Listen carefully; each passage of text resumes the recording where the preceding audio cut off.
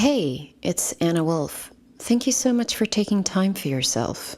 It brings me great joy to know that you're on the other side, listening. So, in this episode, I am calling the silent scroll because I think you might be someone who has been feeling maybe just a little bit unseen. And what I mean by that is the following.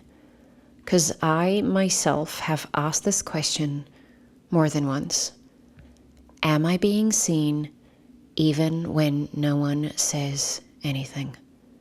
It's the core anxiety behind posting, scrolling, or staying silent.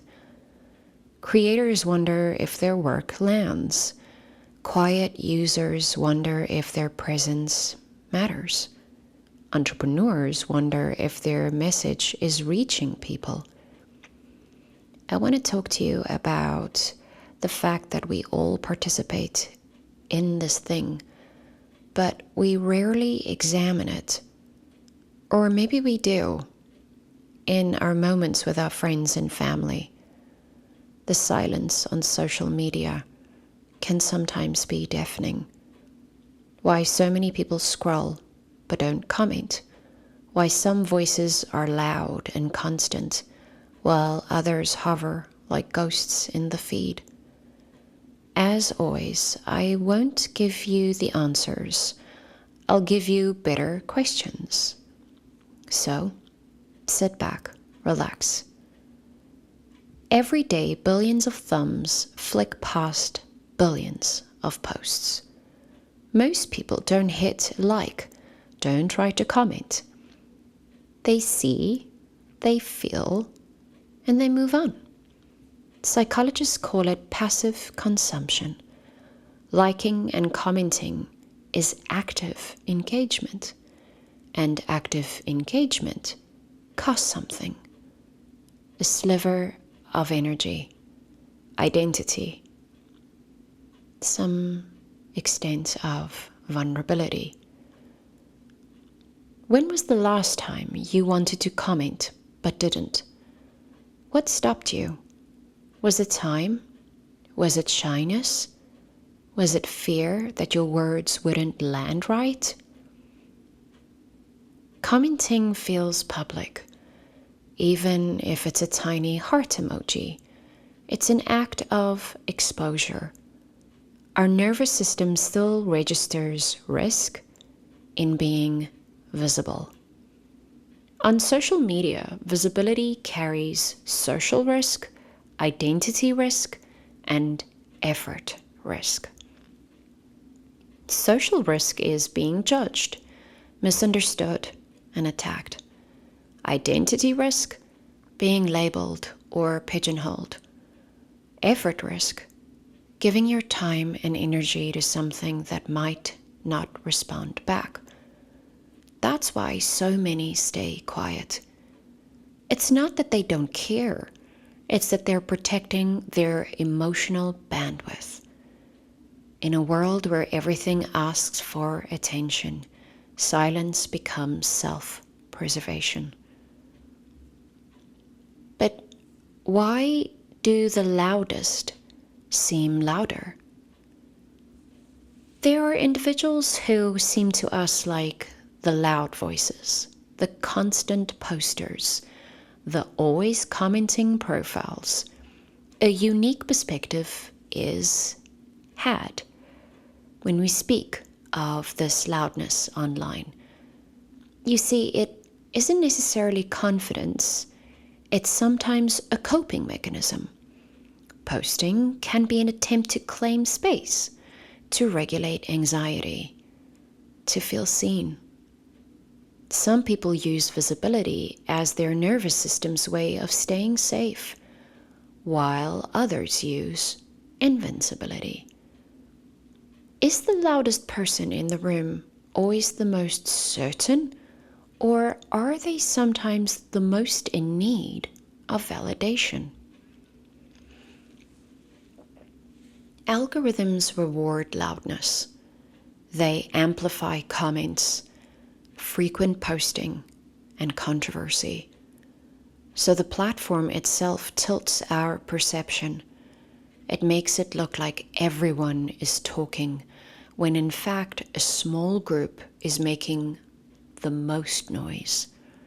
Studies show a minority of users create the majority of content. The silent majority only watches. I want to sit with you here today and ask the following. What does it cost you emotionally to be visible online? And when you're silent on a post that you love, is it indifference or a private moment of connection?